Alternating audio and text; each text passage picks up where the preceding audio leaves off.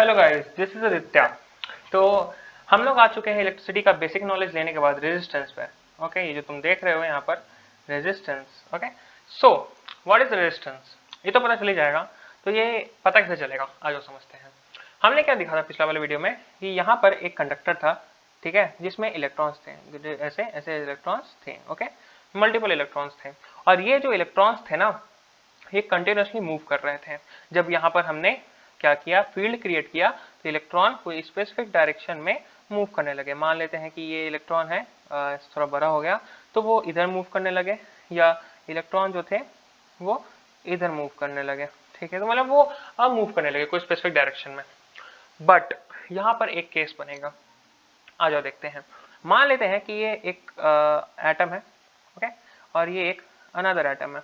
ठीक है, यहाँ पे और बहुत सारे एटम है, ऐसे ऐसे ऐसे ऐसे ऐसे बहुत सारे एटम हैं। ठीक है, बहुत सारे सटे हुए भी एटम हैं। ये एक पॉजिटिव चार्ज ये atom, and it is an atom, बहुत सारे एटम हैं। और इलेक्ट्रॉन एक यहाँ पर है, ठीक है, जिसको इधर जाना है। ठीक है, ये डायरेक्शन में जाना है। सो अगर ये इलेक्ट्रॉन को ये डायरेक्शन में जाना है, तो क्या वो इससे टकरा सकते हैं? जरूर टकरा सकते हैं। क्या इलेक्ट्रॉन पे एक नेगेटिव चार्ज है और इस पे एक पॉजिटिव चार्ज है, तो क्या दोनों अट्रैक्ट हो सकते हैं? बिल्कुल, हाँ बिल्कुल हो सकते हैं। तो क्या आपको ऐसा लगता है कि जैसे ये इलेक्ट्रॉन यहाँ पे आ रहा होगा, ये एरिया से पार कर रहा होगा, तो फिर जैसे वो पॉजिटिव चार्ज के पास पहुंचेगा उससे अट्रैक्ट हो जाएगा? तो मान लेते हैं, रुको मैं थोड़ा ये डायग्राम सही कर लेता हूँ। मान लेते हैं कि वो ऐसे आ रहा था स्ट्रेट पाथ में, और जैसे इसका इन्फ्लुएंस में इसके तरफ गिर गया, फिर इसके पास आया तो इसके तरफ गिर गया। ठीक है, तो इसके तरफ अट्रैक्ट हो सकता है, बिल्कुल हो सकता है। कई बार क्या हो सकता है, इलेक्ट्रॉन एकदम हाई स्पीड से आ रहा है, स्ट्रेट आ रहा है, straight straight straight straight straight, इससे टकरा सकता है। हाँ, तो क्या है ना कि ये सब चीज जो है, जो इलेक्ट्रॉन का मूवमेंट है, फ्लो है, इसको वो सब चीज अपोज करेगा। और जब ये सब चीज अपोज करेगा ना, तो जो हम लोग का करंट फ्लो हो रहा था उसमें परेशानियां आएगी, वो उतने अच्छे से फ्लो नहीं कर पाएगा। ठीक है, आओ अच्छे से समझते हैं। और सारे रीजन है, ऐसा नहीं कि रेजिस्टेंस का एक ही रीजन होता है। ये तो एक रीजन है, ये जो हमने देखा ये वाला केस, तो ये एक रीजन है, बट हमारे पास और भी कई सारे रीजन है। आओ देखते हैं। मान लेते हैं कि ये इलेक्ट्रॉन तो मूव कर रहा है, ठीक है, मूव कर रहा है, लेकिन इसके जैसे और भी इलेक्ट्रॉन है। मान लेते हैं ये है, ये तो यहाँ पे वैसे मुझे नेगेटिव चार्ज का साइन देना था, यहाँ पे मैंने गलती से वो चार्ज का साइन दे दिया, एक सेकेंड।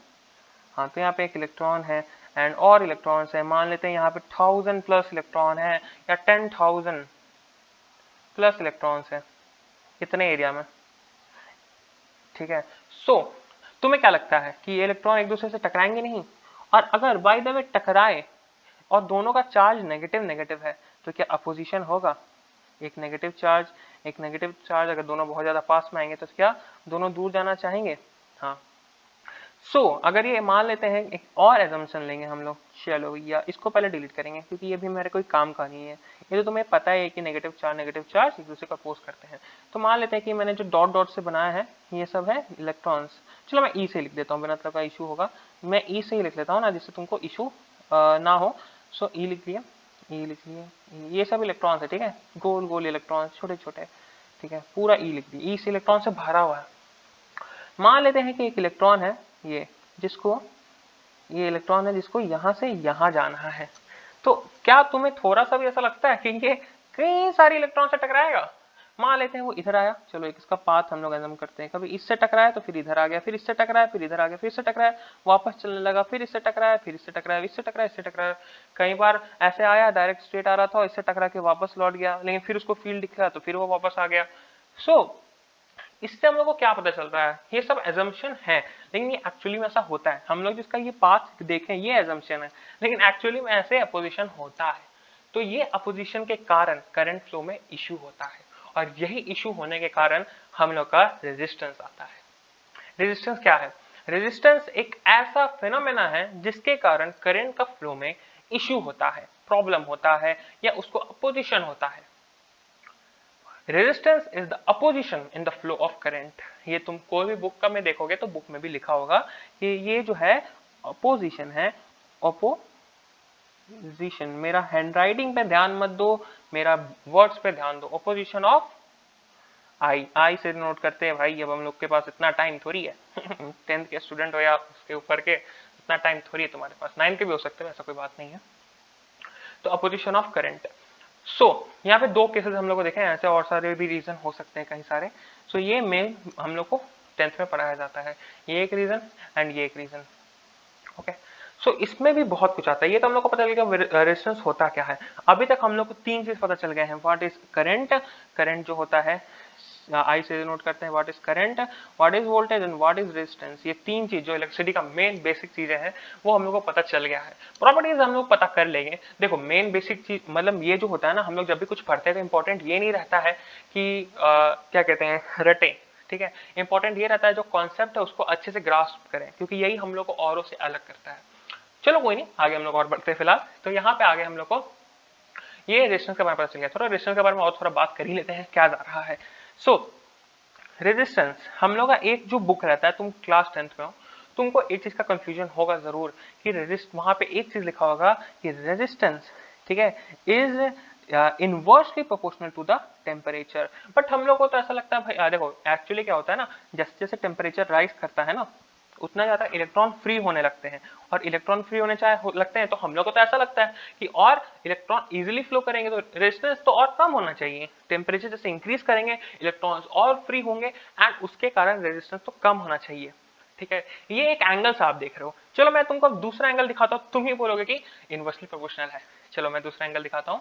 देखो एक्चुअली क्या होता है ना, मान लेते हैं अभी तुमको मैंने सेम चीज बताया यहाँ पर ऊपर बताया कि रेजिस्टेंस होता किस चीज के कारण है। यहाँ पे एक केस था कि इलेक्ट्रॉन्स थे तो उससे वो टकरा रहा था। अब समझो अगर ज्यादा हम लोग करंट मतलब ज्यादा हम लोग टेम्परेचर बढ़ाएंगे तो इलेक्ट्रॉन्स और फ्री होंगे, और टेम्परेचर राइज करने के कारण ये इलेक्ट्रॉन का मूवमेंट स्पीड से और बढ़ जाएगा, इलेक्ट्रॉन और ज्यादा वाइब्रेट करने लगेंगे।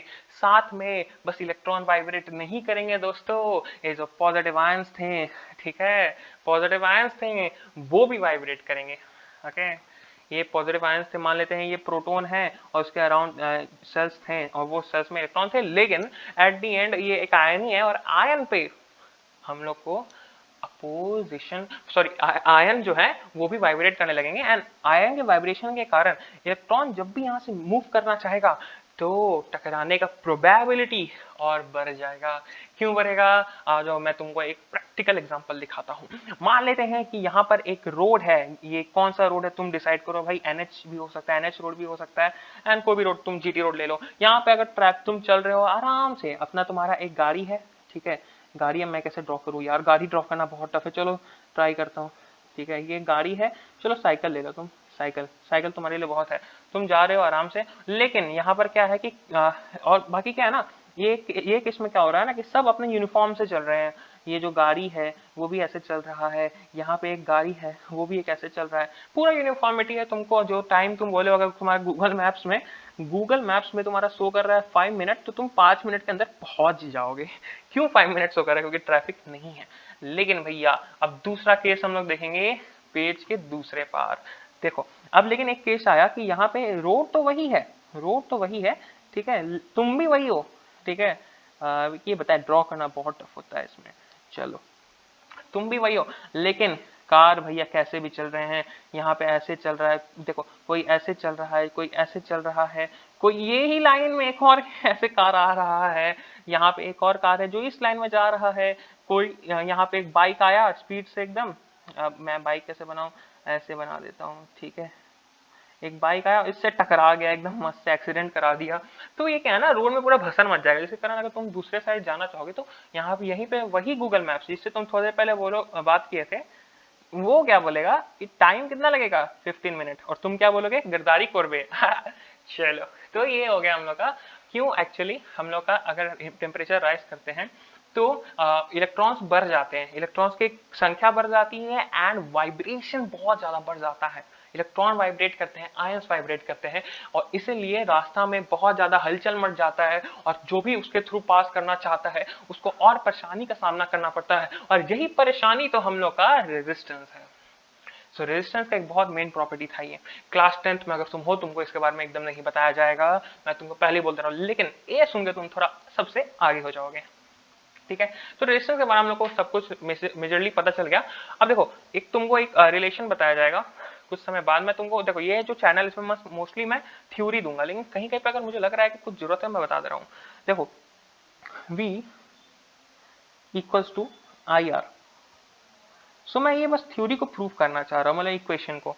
देखो यहाँ पे क्या शो कर रहा है ना कि जैसे जैसे देखो आई के साथ रिलेशन देखो, आई जो है ना, अरे यार ये लिखना खराब हो जाता है, पता है आई लिखने में बहुत इशू होता है, पिछले वीडियो में भी हुआ था।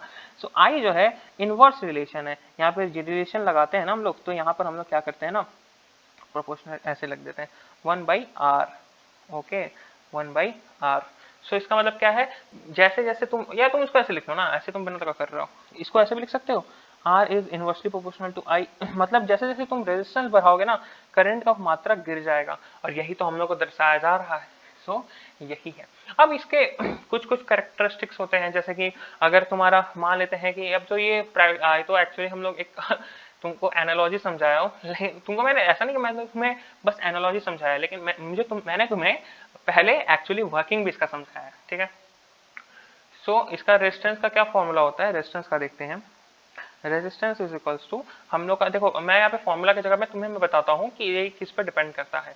देखो जितना ज्यादा, अब मान लेते हैं कि यहाँ पर एक कंडक्टर है, अच्छा अरे यार ये पेन पे कन्वर्ट करना पड़ेगा, ये एक कंडक्टर है और इसका साइज मतलब इसका लेंथ बहुत ज्यादा है, तो जितना ज्यादा लेंथ होगा ना, उतना ज्यादा उसमें, और क्या कहते हैं, जैसे तुम जा रहे हो आराम से, तो उसमें पता चल गया कि रोड है जो 100 मीटर का है, उसमें पूरा ट्रैफिक है, और एक रोड बोल दिया जाए 1 किलोमीटर का है, उसमें बहुत ट्रैफिक है, तो तुमको 100 मीटर वाले में हल्का खुशी होगा, चलो यार बहुत जल्दी निकल जाएगा, लेकिन 1 किलोमीटर वाले में बहुत ज्यादा दुखी होगा। क्यों दुखी होगा? क्योंकि उसको पार करने में और टाइम लगेगा।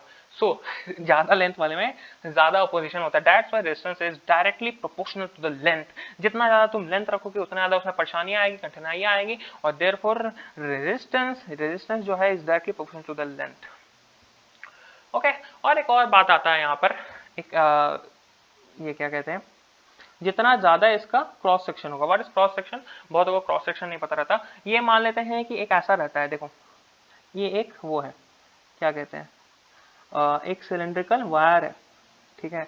तो क्रॉस सेक्शन पता है क्या होगा, इसको तुम यहाँ से कट कर दो, ऐसे ऐसे कट कर दिए, और तुमको फिर क्या मिलेगा ना, एक ऐसा सर्कुलर मिलेगा, ठीक है। जैसे का ब्रेड, तुम्हारा एक प्रॉपर पूरा ब्रेड है स्क्वायर में, मतलब पूरा एक कवर्ड में, लेकिन उसको तुम कट कर देते हो तो उसके स्लाइसेस मिलते हैं, the slices is called as the cross section. But ये जो क्रॉस सेक्शन होता है बहुत पतला होता है, तो हम लोग मानते हैं कि इसका जो ये जो होता है ना, क्या कहते हैं, ब्रेथनेस, क्या कहते हैं, मोटाई, तो वो बहुत कम है, बहुत इसलिए हम लोग इसको एक 2D शेप मानते हैं, तो क्रॉस सेक्शन होता है। तो ये अगर जितना ज्यादा क्रॉस सेक्शन होगा, इसका क्रॉस सेक्शन ज्यादा है, एंड अगर तुम्हारा वायर सेम ही है, लेंथ सेम ही है, लेकिन यहाँ पे इतना पतला वायर है, समझे, सो क्या इसमें करंट ज्यादा इजिली फ्लो करेगा कि इसमें करंट ज्यादा इजिली फ्लो करेगा, बताओ। अब देखो यहाँ पे ये भी थ्योरी आता है कि जितना ज्यादा चौड़ा रोड रहेगा उतना ज्यादा तुम इजिली पार कर सकते हो रोड को। तो सिमिलरली जितना ज्यादा चौड़ा हम लोग का ये रहेगा कंडक्टर, तो हम लोग और इजीली करंट फ्लो होगा, एंड दैट्स व्हाई रेजिस्टेंस वहां पर कम लगेगा। So resistance is inversely proportional to the cross section area, जिसको हम लोग ए से नोट करते हैं। सो हम लोग का ये एक यहाँ से आया, ठीक है, एंड ऊपर में एक था ये, ठीक है। सो हम लोग को दो रिलेशन मिल गया है, दोनों को एक साथ कंबाइन करते हैं तो क्या आ जाएगा, R is directly proportional to length बटे एरिया। यहाँ पे जब भी तुमको पता होगा, 9th तो तुमने पढ़ लिया है, तो जब भी प्रोपोर्शनैलिटी का साइन हटाओगे ना, हटा दो, तो जब भी तुम प्रोपोर्शनैलिटी का साइन हटाओगे ना, तो वहां पर एक कांस्टेंट आएगा, और इस केस में कांस्टेंट रहेगा रेजिस्टिविटी, जिसको हम लोग ऐसे डिनोट करते हैं रो को कैसे बनाते हैं भैया, पता है प्रॉब्लम बहुत होता है, अगर तुम ऑनलाइन पढ़ते हो ना, तुमको ये कोई नहीं बताएगा। रो को तुम क्या करो, हल्का कर्व देके ऐसे लिखो, हल्का कर्व, ये जो लाइन है ये पार्ट वो कर्व पे आएगा, ऐसा देखो, ऐसा एकदम देखो, मैंने 10 बार बना दिया, तुम बना दूंगा। ये हो गया रो, ठीक है, रो ऐसे लिखते हैं। सो रो एल बाई, ये होता है हम लोग का रेजिस्टेंस का फॉर्मूला। सो रेजिस्टेंस तुमको इतना जानना बहुत इनफ है, बाकी तुम एनसीईआरटी को रेफर कर सकते हो और नॉलेज लेने के लिए। तो मेरे हिसाब से मैंने तुम्हें जितना देना था मैंने दे दिया। Thank you for watching this video, bye.